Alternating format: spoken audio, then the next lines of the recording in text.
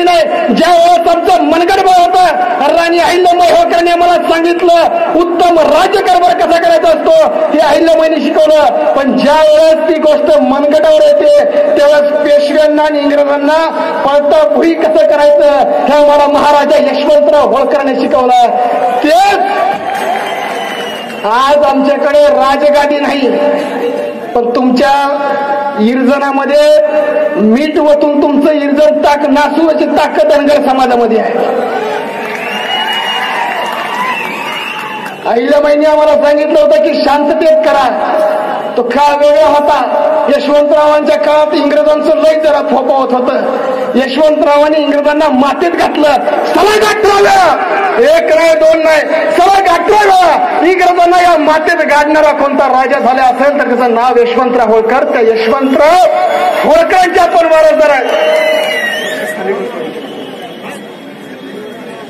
त्या यशवंतराव होळकरांच्या आम्ही वारसदार आहेत. आम्हाला पहिल्यापासून सत्तेच्या बाहेर राहायची सवय आहे. गेल्या कित्येक वेळापासून आयोजक म्हणतात अरे इकडं या, इकडं बसा, असे लांब राहू नका, असे सत्तेपासून वंचित लोक ऐकायच तयार नाही.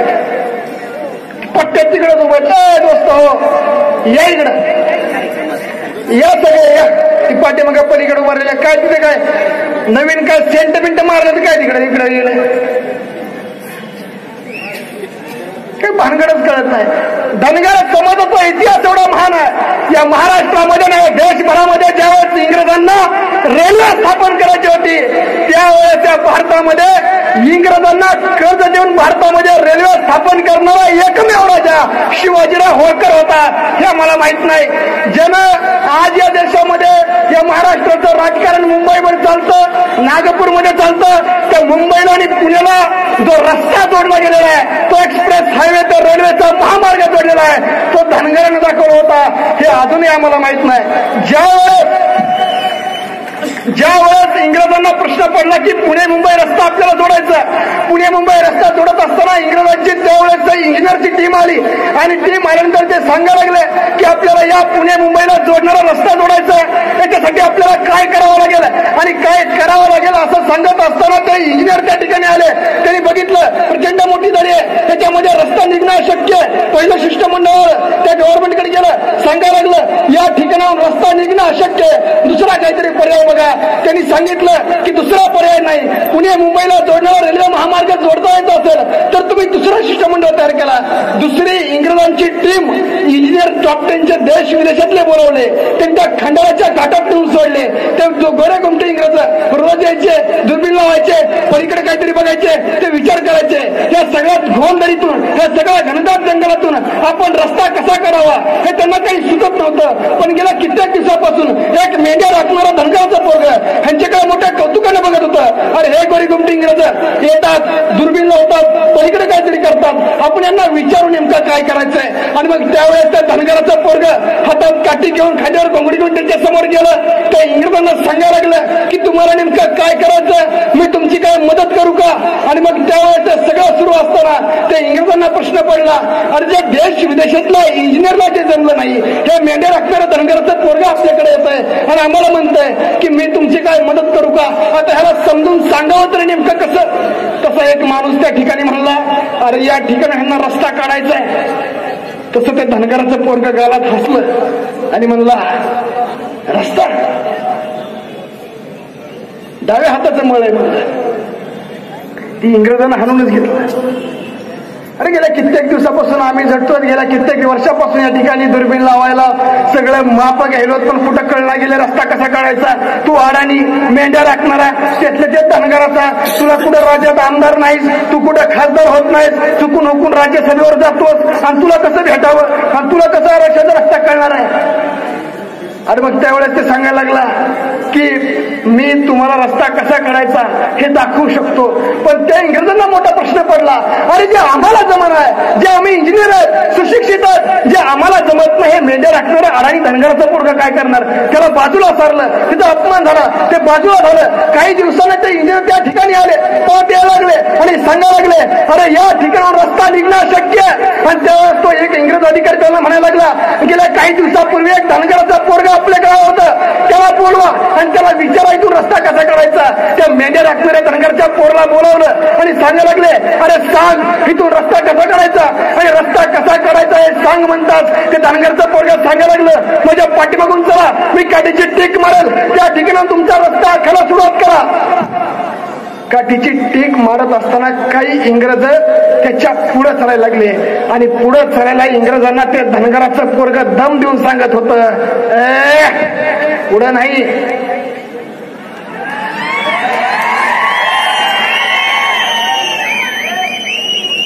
महाग.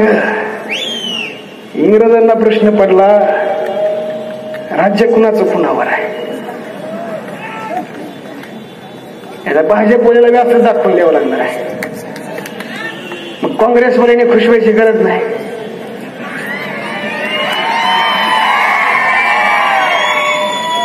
अरे तुम्ही नालायक होते म्हणून आम्ही हल्ला बोकंडी घेतलं.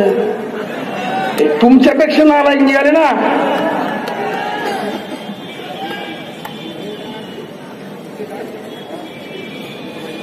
आणि मग ते इंग्रज आश्चर्यचकित झाले म्हणले रस्ता काढायचा भाग म्हणते त्याच्या माग चला. रस्त्याची आखणी पूर्ण झाली. रस्त्याची आखणी पूर्ण झाल्यानंतर त्या ठिकाणी सांगायला लागले की आता रस्ता रेल्वे महामार्गाचं काम सुरू करा.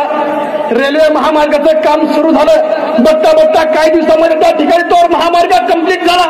एक रेल्वे त्या ठिकाणी ये जा करायला लागली. इंग्रजांना प्रचंड मोठा आनंद झाला. ते सांगायला लागले अरे देश विदेशातला इंग्रजांना आपण बोलावलं. देश विदेशातला इंग्रजला सांगितलं पण ते जमलं नाही. तर मेंढ्या राखणारा धनगराचा पोरगा करून दाखवलं. काय गुण आहे काय कौशल्य याचा आपण सत्कार करू. अरे गावातल्या वेशीवर त्या धनगरच्या पोरला बोलावलं. त्याला सांगायला लागले तुझा सत्कार आहे आणि त्या सत्काराच्या बदल्यात तुला काय पाहिजे. आणि तेव्हा ते सांगायला लागले बोल तू आम्हाला या ठिकाणी कधीच न निघू शकणारा रस्ता काढून दाखवलास. भारतातला ऐतिहासिक तो रस्ता आम्हाला काढून दाखवलास. मुंबई पुणे जो रेल्वे महामार्ग आहे तू आम्हाला तू करून दाखवलास. याच्या बदल्यात तुला किती धन पाहिजे किती संपत्ती पाहिजे. धनसंपत्तीची भाषा ऐकून त्या धनगराचा पोरगा सांगायला लागला अरे मी धनगर आहे. धनानं तर धनवानच आहे पण मनानं सुद्धा श्रीमंत आहे. द्यायचंच असेल तर माझ्या या भारत देशाला स्वातंत्र्य द्या.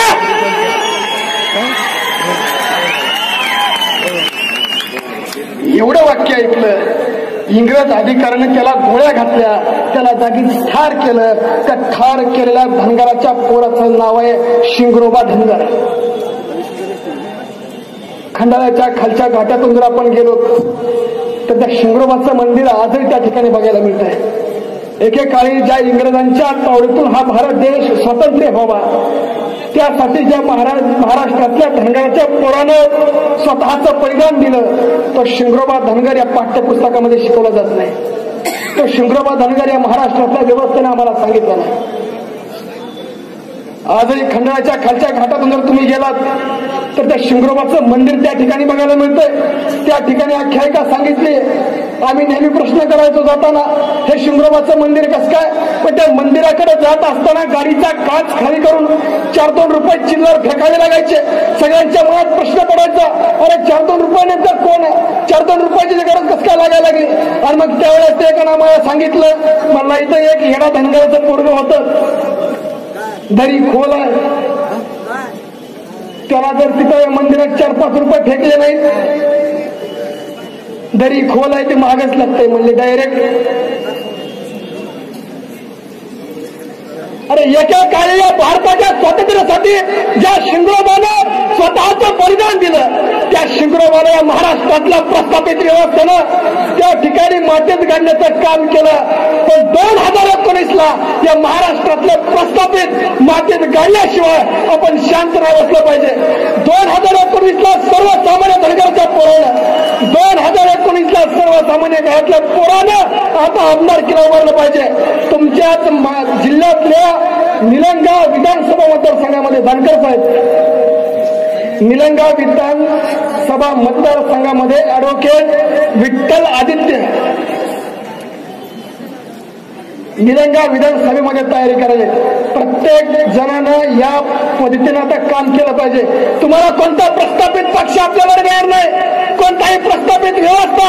आम्हाला आज राष्ट्रवादीवाले म्हणतील आम्ही तुम्हाला तिकीट देऊ, आज भाजपवाले म्हणतील तिकीट देऊ. अरे तुम्ही आम्हाला तिकीट देता आम्हाला पाडता, आमचा अन्नदान करतात काय?